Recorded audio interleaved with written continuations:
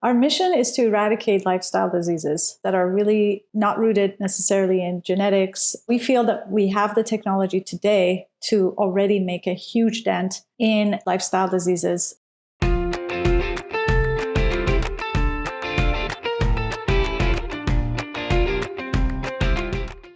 Hi, everyone. It's Kara Goldin from The Kara Goldin Show, and I am so thrilled to have my next awesome guest here. We have Noosheen Hashemi, who is the founder and CEO of January.ai. We were just chatting a little bit. She lives in Silicon Valley with her family, and she is, as I mentioned, the founder and CEO of January.ai, which is a health tech company that uses AI to predict and postpone chronic diseases like things like diabetes. And of course, that is one of those diseases that with the company I founded, Hint, we're always like looking at ways to actually prevent things versus actually looking at ways to deal with them once you have them. So I love everything about this. When Noosheen's name came across my screen and a little bit more about her company, I was just really fascinated. So I'm excited to have her here to share a little bit more about that.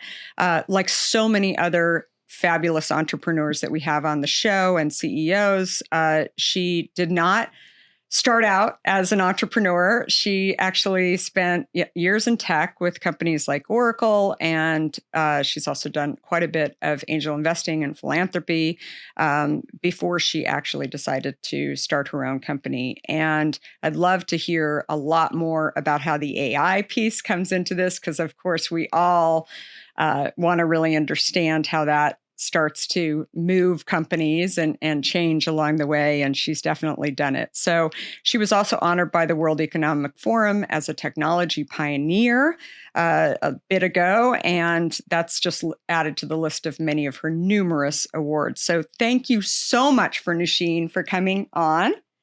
Absolutely. It's my pleasure. Thank you for having me.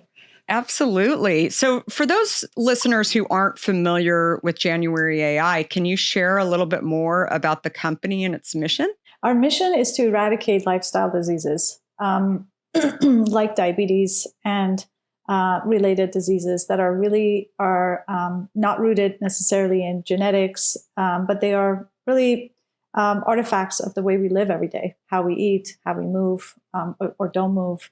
And so we feel that we have the technology today to already make a huge dent in lifestyle diseases. And if we had the will to expand the use of this technology to the population, but as well, there are other levers of change that we could make. I have a big passion around what the government can do in terms of government policies that affect health in America, not just what technology can do, not just what people can do, but also what all the sectors of society can do: government, private sector, individuals, how they run their lifestyles. I think the answer of having a healthy nation is within all of those. There's really no silver bullet, but the individual and the person can take a huge role, and there are definitely technology tools that can help people to do that. So your co-founder is Dr. Michael Snyder. How did you two connect on this?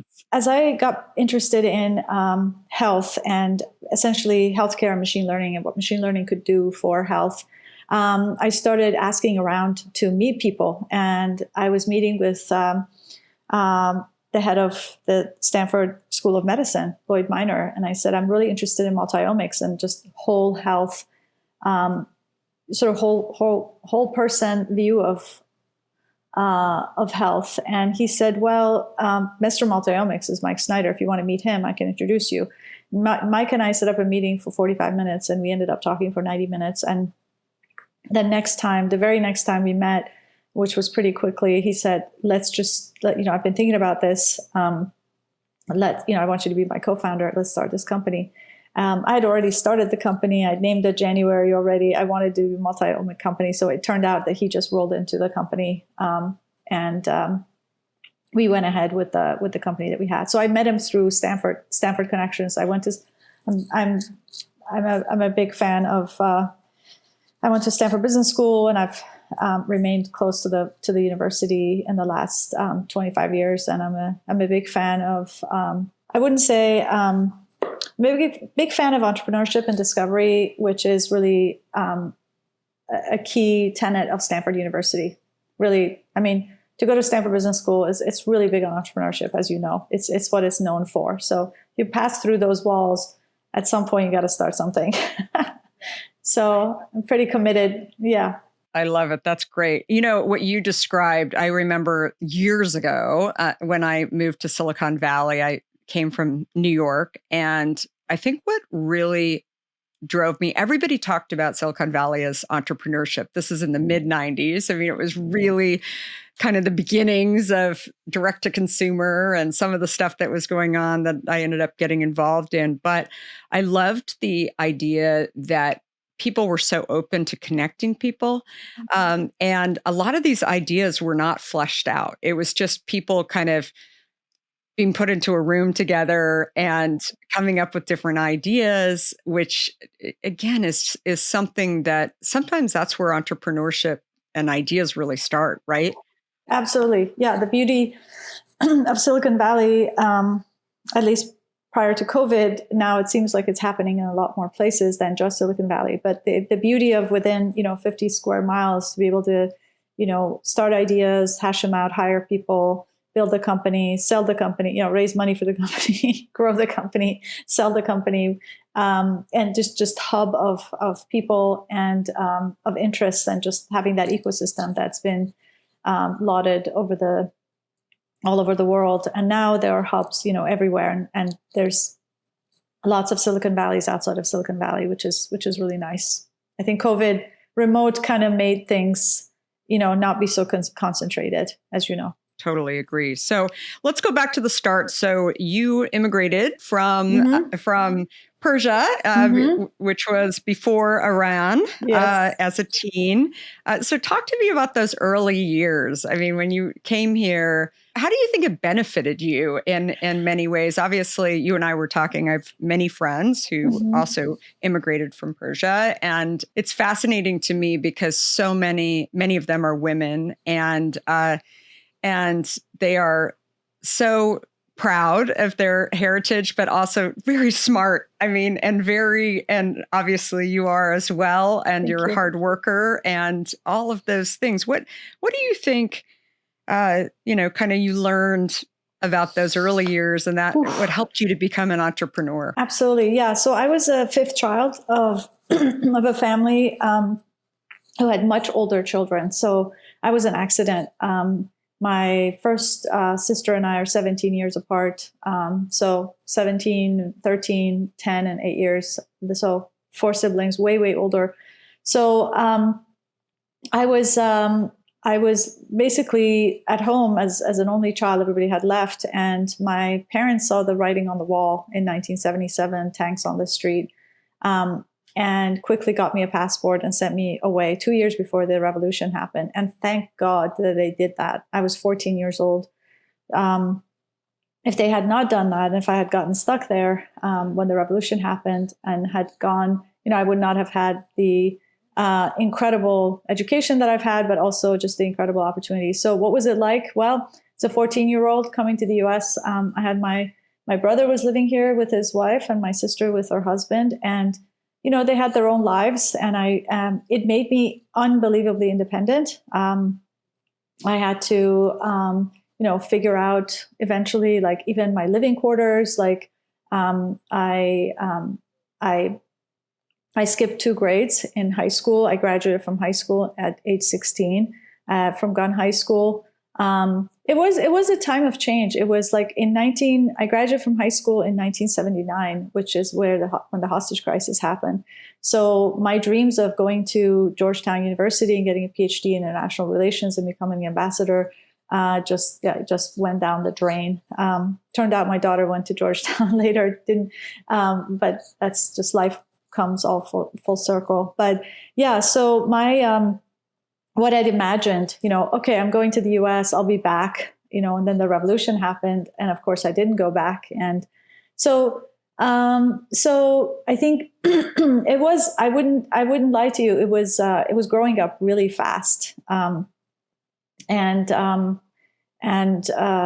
so it was not being able to go to a 4-year university first. I had to go to a community college first because I didn't even know what like SATs were or any of this was. And my brother, who was kind of responsible for me, wasn't really managing all this either. So I was just haphazardly learning like, oh, so you want me to go to a community college? He said, yes, you should go to, I was like, okay. So as soon as I figured things out, I put myself to Stanford, but I didn't know as a 16-year-old graduating from Gunn High School that people were taking the SATs and going to 4-year colleges. I didn't understand any of that. So it was a lot of hard lessons, a lot of things to learn. Fortunately, I mean, I did go to Foothill College. I had straight A's for 2 years. Didn't get a single B, and went off and finished my degree in economics and political science, and then started working at Oracle.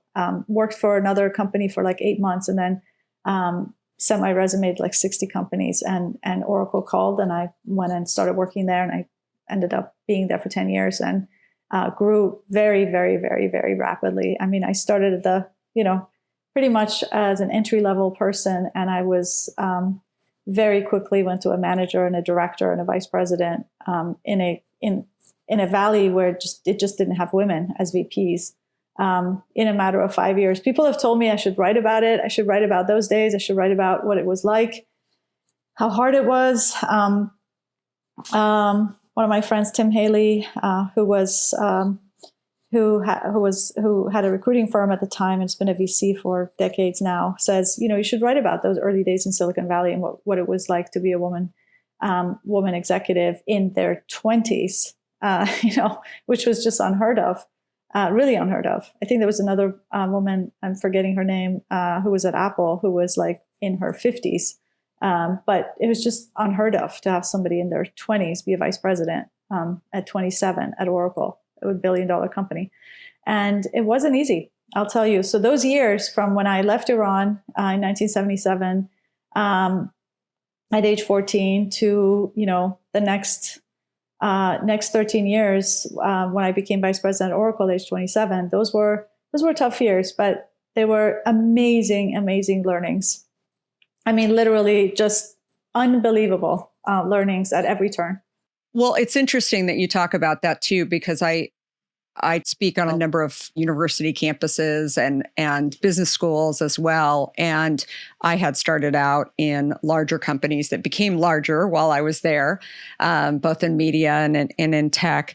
And, I think the interesting thing is that a lot of those years helped me to figure out what I wanted in a company, how to grow a culture, how to lead, all of those things. So I wouldn't say any of them were a waste of time. No, not at all. Right. And I wouldn't change it for anything. Yeah. And I'm sure Oracle as well. I mean, it's such an amazing place to be. And when I see people who are graduating from college and thinking that they want to go and start a company and they want to, I mean, there are lots of things that maybe you miss that watching inside of a large company first and a great training program, whatever it is, that definitely gave you a leg up. Oh, absolutely. Yes. I mean, when I walked in, I was 22. I think Oracle of 1985 to 1992 was an unbelievable place. It really was. I mean, fast growth is really interesting when you're doubling in size every year, and the opportunities that affords you when you're growing, if you're an ambitious and driven and hardworking person, is infinite. So you're constantly pushing yourself and wondering how much more you can push yourself, and you are in company of other people who are also very serious about their careers and they're ambitious and you have something to do. You're all in it. It's the feeling of euphoria is like you with a lot of other people are doing something quite impossible, is really interesting. And it's bonded us, forever. I still see, I'll see Larry Ellison next week. So when you've been in the trenches together, it sort of bonds you forever. That's amazing. And Yeah, so I do. I mean, we didn't have a training program. We were just learning just off the. I know, like my daughter's in the APMM program at Google right now. Yeah, those are luxuries. At the time, it was like just go do it, go do this, go do that, go do the next thing, and I wouldn't change it for anything. The education that came from those years it's irreplaceable. You can't get it in any business school. That's amazing. So you left Oracle. You've started some philanthropies as well as definitely done some angel investing too. So what year did January.ai actually officially start then? I officially started in 2017, but we hired our first technical person in November of 2017. So really 2018 was our first kind of year of operating. But I filed the papers in 2017. That's amazing. So what was the first kind of challenge that you thought about when you were actually setting out to start January.ai? Yeah. Like what? Was there was diabetes or what was kind of the big thing that you guys wanted to tackle first? Yeah. So my vision when I was meeting with Mike Snyder was, hey, we're taking a very narrow picture of health. We're looking at someone's A1C or cholesterol, whatnot. And we need to take your approach, which is this multi-omic approach. We should look at all the factors that go into health. Like all the things we can learn from people wearing sensors, like wearables, like, fitness tracker or heart rate monitor, continuous glucose monitor, we thought was an inflection point in wearables because it was now being used for health monitoring as opposed to just fitness monitoring.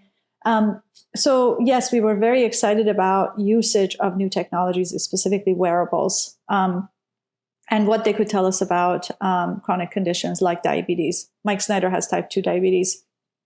And his actually is not a lifestyle disease. He had this genetic predisposition to type 2 diabetes. He has a very rare genetic case where after a viral infection, diabetes developed in his body.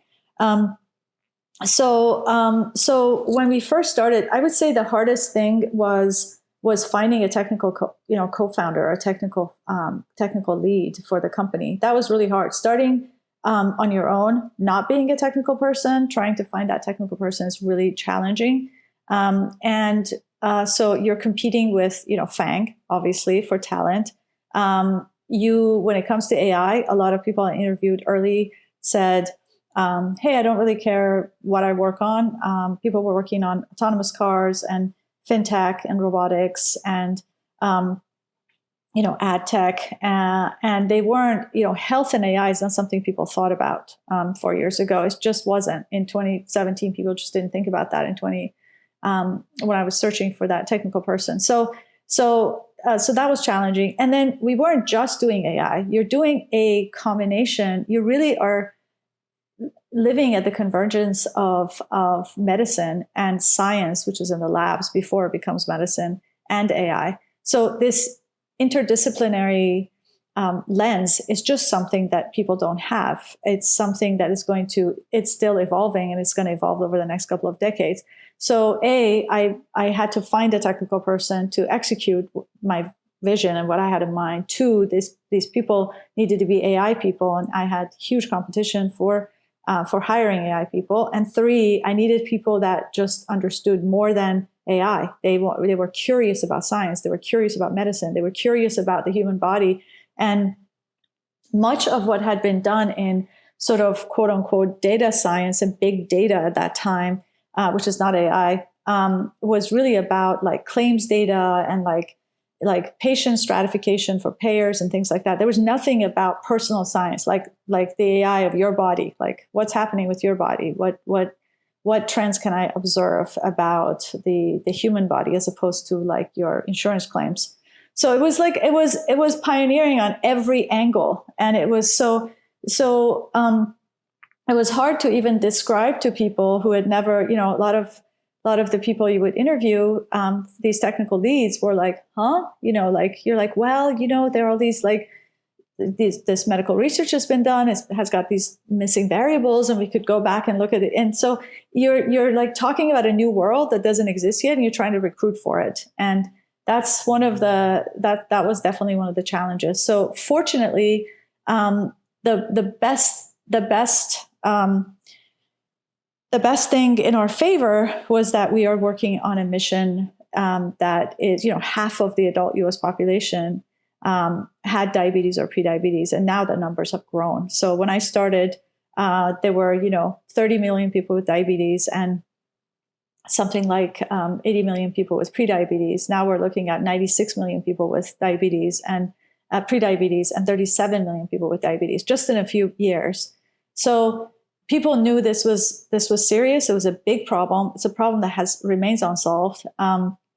So the mission was very attractive to people, and that's one of the things. So people who were on some kind of a health journey, maybe a cancer survivor, maybe someone with diabetes, those people took interest in the company, and those were the early employees, people who had a reason to care about prevention. They had a reason to they believed they had sort of been given their odds way too late, or in cases where they couldn't do anything about it. So they were really interested in sparing other people of that suffering. I mean, you describing January.ai is how I describe Hint in the early days. I mean, the exact same thing. People have asked me over the years, did you have a hard time recruiting? I'm like, look, I didn't have any experience in the beverage industry. People were crazy to trust me, right? To show up. This did not look like it was going to become the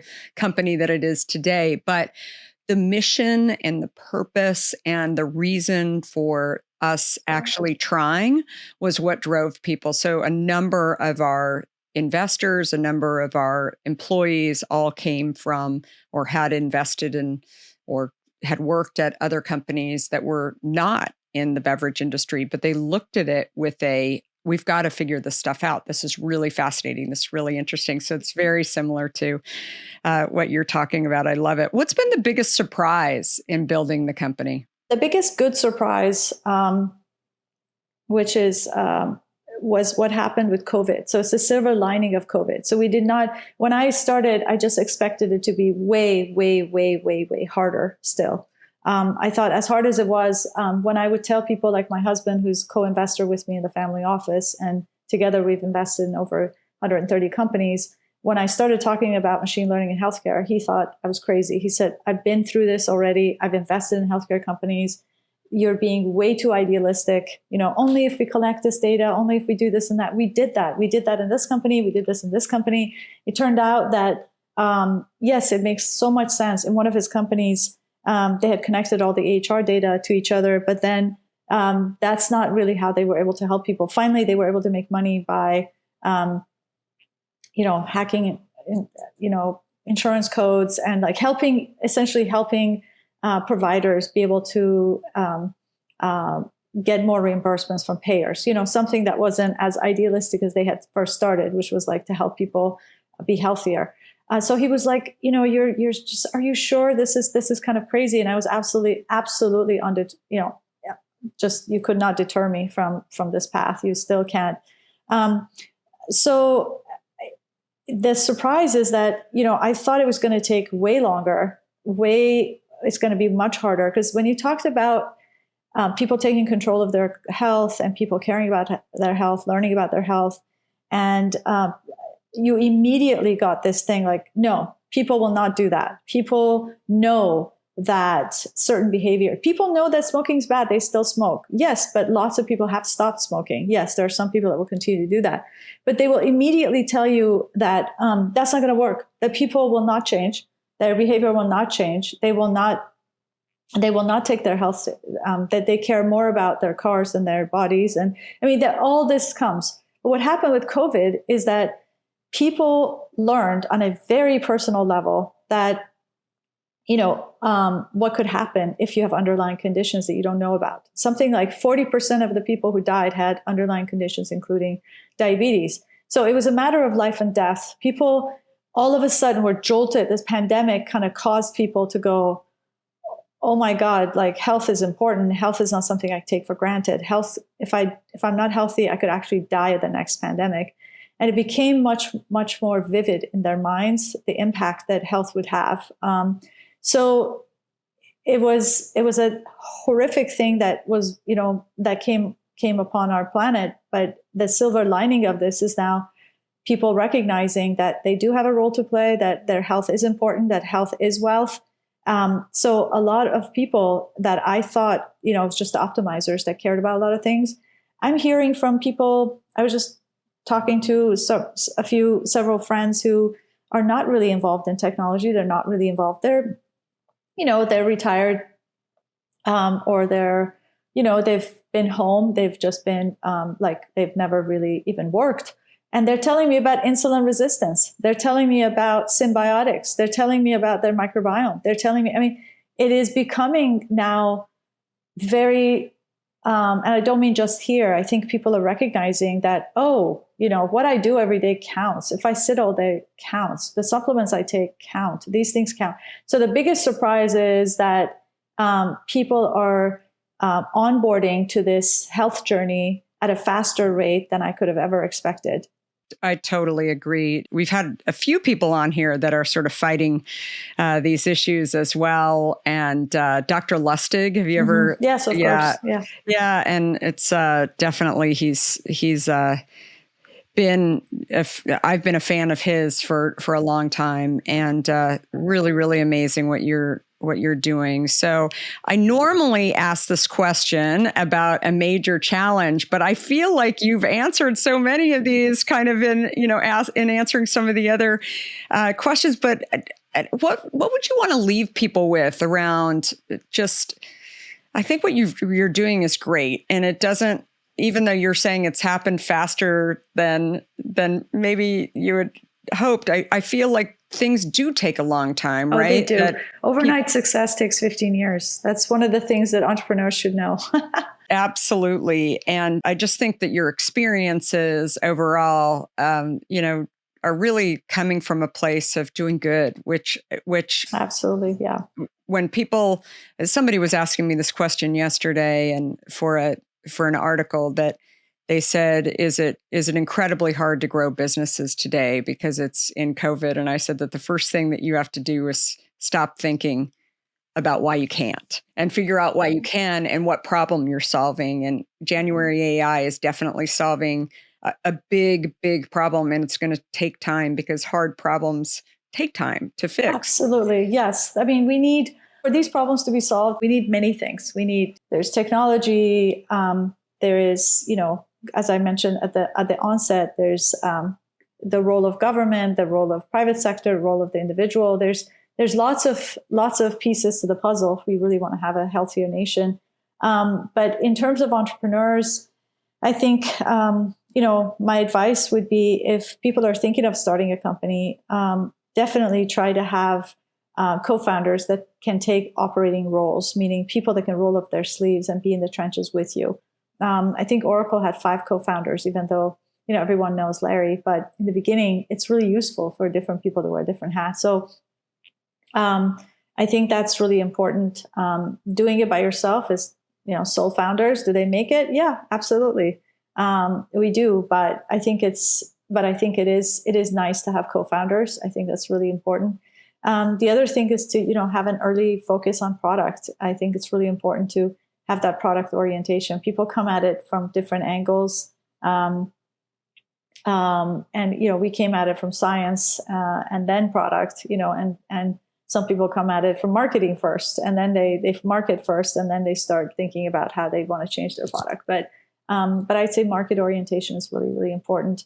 And I think having, owners, not just renters, is really important. And I think that's going to be tough in this labor, in this world now, because you've seen the Great Reshuffle, you've seen the Great Resignation. I think a lot of people want to have control over their time. They want to have control over their lives. So sometimes they rather be contractors and have like side gigs and things like that, as opposed to put everything into one company. So, getting a number of people to move in the same direction, a cohesive way, when people have so many interests, is hard. Yeah, definitely. But I think having a mission and a purpose, though, you just have to find those people that really believe and want to create change, and you are definitely doing that. So thank you so much for sharing all Thank you, about Kara. January AI and overall your journey. It's so incredible, and it's so inspirational. So many gems in there too. Where can listeners find out more about January AI and also you? Oh, thank you. I'm on LinkedIn. People can connect with me, Noosheen Hashemi on LinkedIn. Also, January.ai, we are making a lot of changes to our product, and we're doing a lot of user research, which is really, really fun. I talk to customers myself a lot, and I really enjoy that. And so, yes, watch what we're doing. We have some interesting new things to bring out in 2022. That's amazing. So thanks everybody for listening to this episode, and please subscribe to the Kara Goldin Show so you do not miss amazing conversations that I have with people like Noosheen. And please be sure to send in those 5-star ratings for the algorithm. They definitely make a difference. And find me on all social platforms at Kara Goldin. I also wrote a book. I would highly encourage Noosheen to write that book. It took me 4 years. Never would have started if I would have known how long it would have taken, but it was definitely a lot of fun to write it. And it's called Undaunted for those who haven't read it. It's also available on Audible, and we're here every Monday and Wednesday. So thanks everybody for listening, and goodbye for now.